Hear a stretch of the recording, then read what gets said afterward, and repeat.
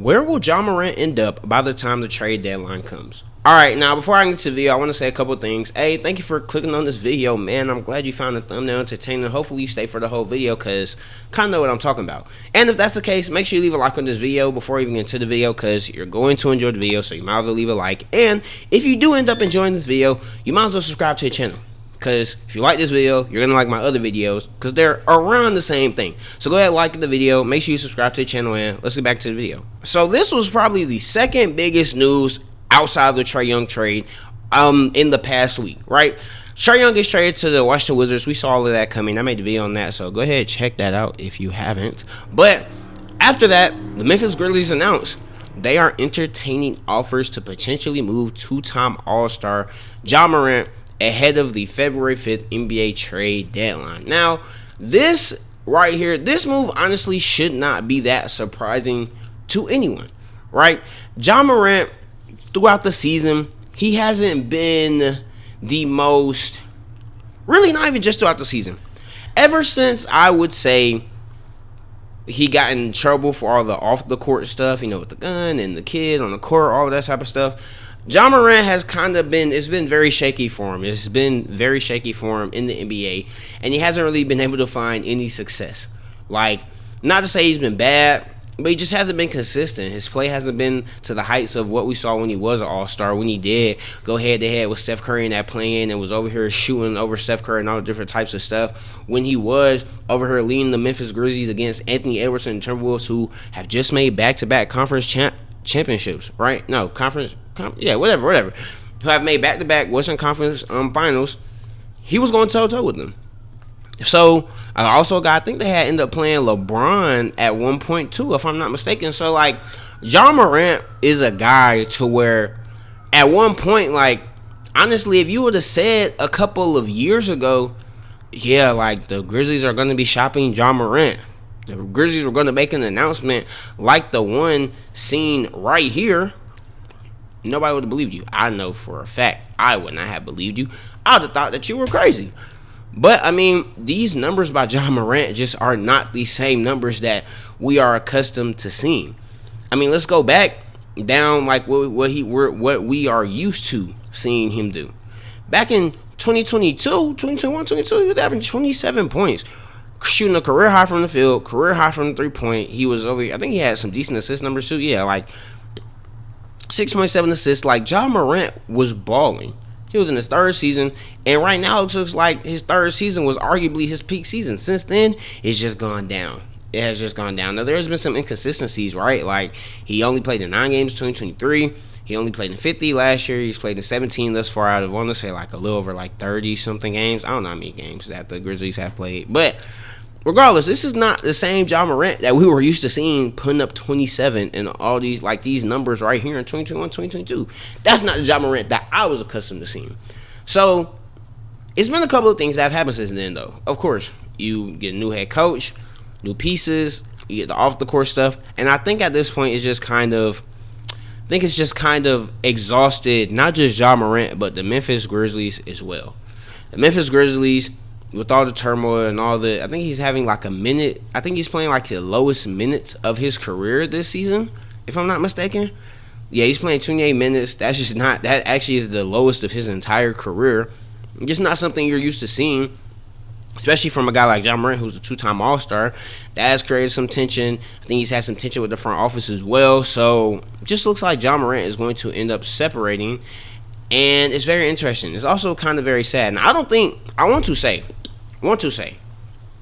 I do not think that Ja Morant is a bad player. I don't think Ja Morant is like some bad NBA player he's just fallen off. This is who he is now. I don't think it's anything like that. What you have to realize is how good you are on the court. If you've played sports, you know this, right? I play football. How good somebody is in whatever sport they play, whether it be football, whether it be basketball, soccer, baseball, whatever, it's not strictly due to what happens on the court. You can go in there, train every day, all night, and everything, but there are other factors like your mental, like the environment you're in, like your confidence that can get affected. And I think all these things are honestly affecting Ja Morant, which is why we are seeing Ja Morant sit up here and be in trade talks and have one of the worst years of his entire career in a year where, honestly, I thought he could make like a decent little bounce back. New coach, the offensive system favored him, but all these different types of things, but clearly not. Now, as for what the Grizzlies are going to do, the Grizzlies are looking at building around Jaren Jackson. And yeah, this is my reaction to them wanting to build around Jaren Jackson. Now, don't get me wrong. I rock with Jaren Jackson. I love Jaren Jackson. I think Jaren Jackson is very solid. I think he's a good player. Defensive player of the year, all these types of things. However, he's not the guy I'm building around. Now, unless they're saying, like, we believe somebody else is going to pop, like a Cedric Coward or something like that, to replace what Ja Morant's role was. Or they're saying, yeah, we're just going to try to draft another superstar level player, because this draft is loaded. Or if they're saying, we believe that we can trade for another superstar S player, because one is not going to come to Memphis, unfortunately. That is the only options I see, because I mean, building around Jaren Jackson Jr., a guy who who's not really the best rebounder, he's still like a solid defender, but not the same defender he was in that 2023 Defensive Player of the year that he had. I'm just not for building around Jaren Jackson Jr. I'm really not. Now, obviously, the Grizzlies leave it open that they're open to continue to use Morant as a focal point of the retool, but honestly, I think it's just best if both sides separate. I just think it's best if both sides, they just separate, they just go their separate ways, and let it be done. Let Ja flourish wherever he wants to go, and let the Memphis Grizzlies do whatever they want to. Now, speaking of Ja Morant, and Ja Morant flourishing, Ja Morant has named his official trade, his destination. Yeah, I wasn't reading that, y'all.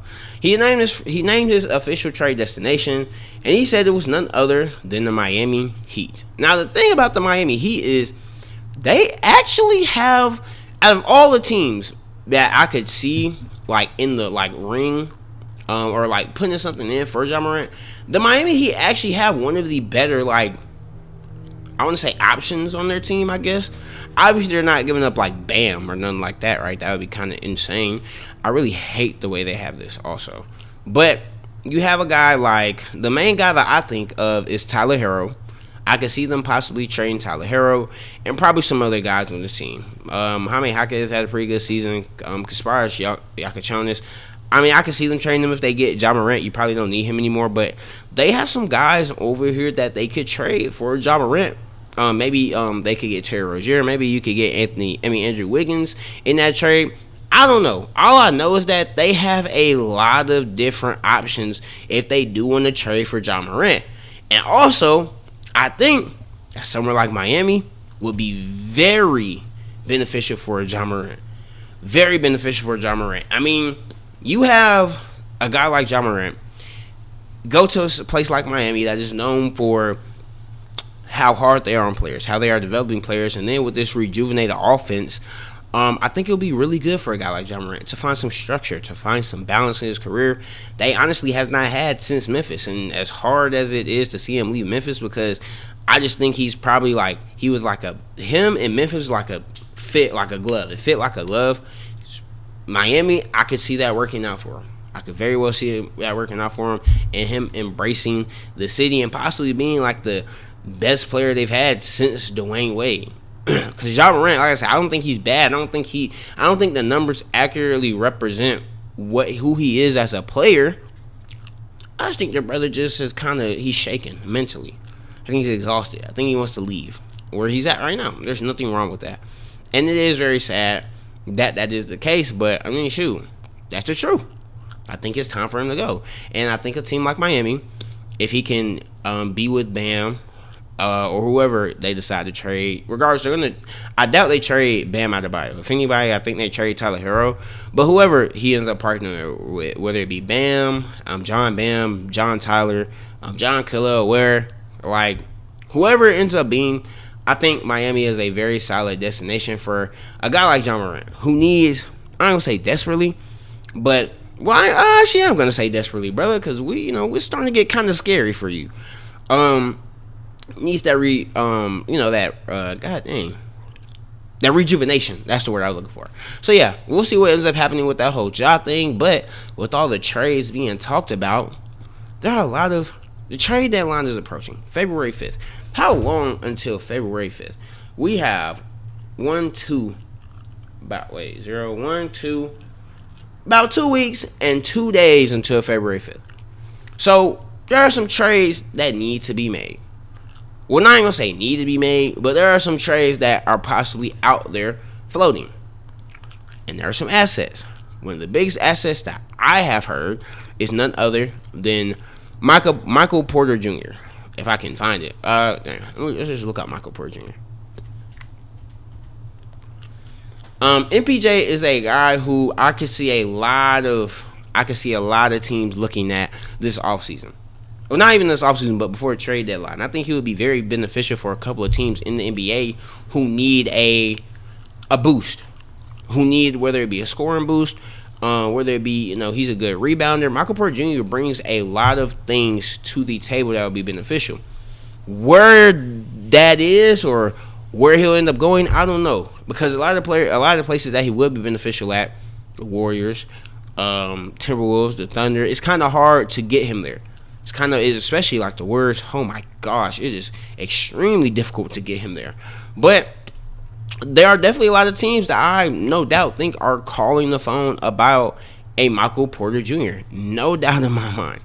There's no doubt in my mind. The Cavs are another team that could benefit for some moves, so I think we should look out for them as well. And there are really just a lot of teams that I could see sitting up here looking for. I mean, watch the Wizards are our team that made a trade, but I could see a team like the Brooklyn Nets obviously trying to give away MPJ. The Toronto Raptors, I could see them trying to make a move as well. I don't see Denver Nuggets, the Minnesota Timberwolves. We know how badly they need a point guard. The Oklahoma City Thunder, they're on the skid. There are plenty of things that they could use. I already talked about that in my last video, but there are plenty of things that they could use.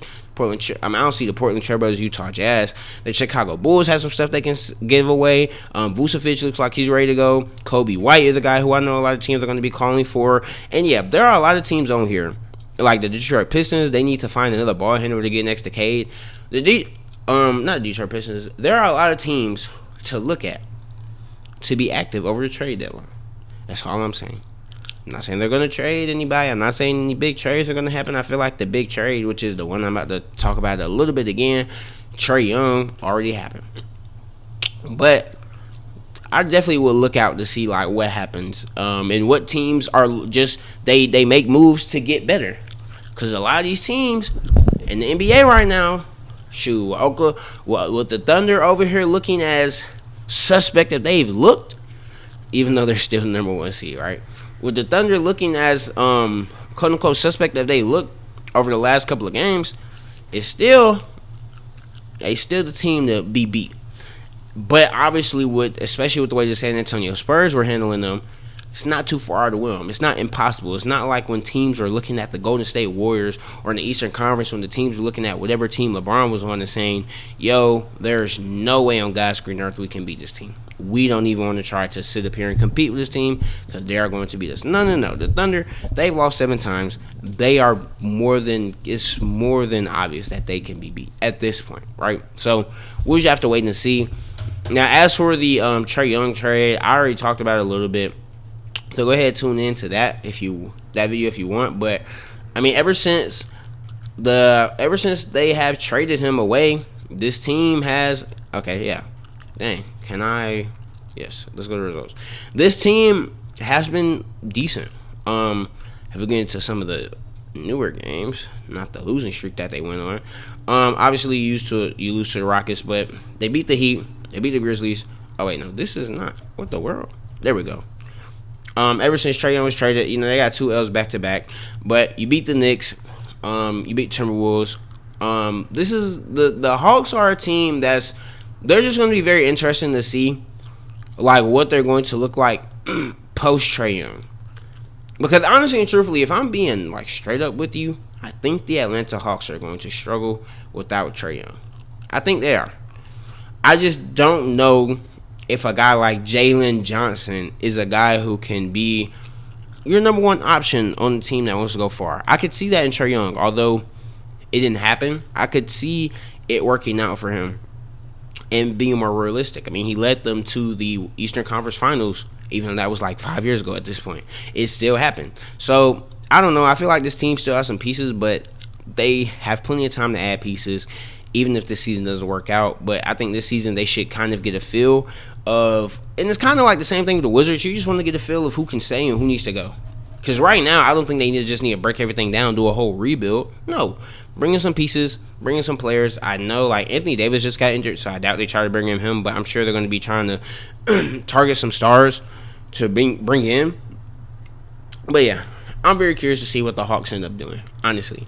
Now, Anthony Edwards, he made history earlier this season. Not this season, like a couple weeks ago. I think he scored like 10,000 points, and he passed, I think it was LeBron James. I think the only people who did it younger than him was LeBron James and Kevin Durant.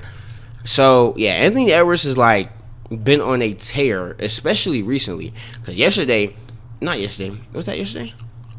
He hit the game winner over Victor Wembanyama.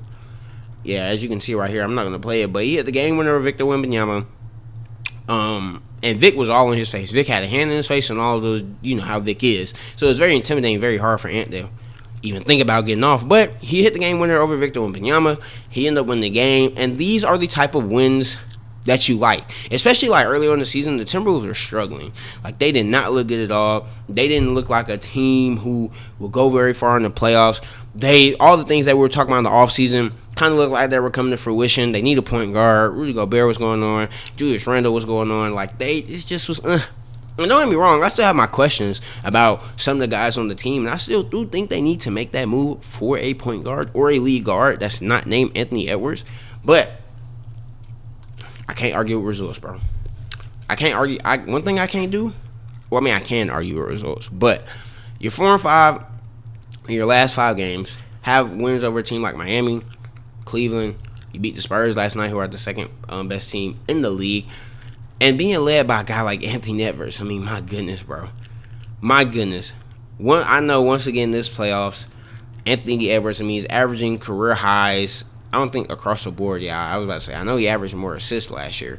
But he's averaging career highs. He's definitely starting to figure it out as a player. It's Anthony Edwards, man. Anthony Edwards is like that, bro. I am an Anthony Edwards glazer. I'm going to be honest. I'm an Anthony Edwards glazer. I can't lie. Now this right here, I just wanted to.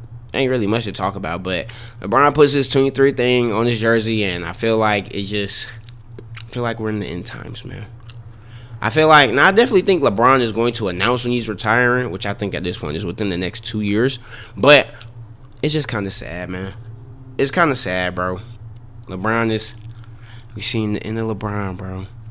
We seeing the end of LeBron. I do want one of these trading cards that they're giving away, though. I definitely do want one of them. But yeah, now we're going to be off power rankings, right? LaMelo Ball did have a good couple of games like this week, but number 1, Oklahoma City Thunder. Detroit Pistons number 2. I mean, the power rankings are about the same. Like I said, the Timberwolves, they're surging. They've been pretty good. 5-1, 2026. Yeah, 19 point. Yeah, they did have a 19-point comeback. So yeah, they have been pretty good in 2026 so far. And going to the All-Star break, I think they're probably going to keep that pace. The San Antonio Spurs, you know how that is. The Phoenix Suns have been really good as well.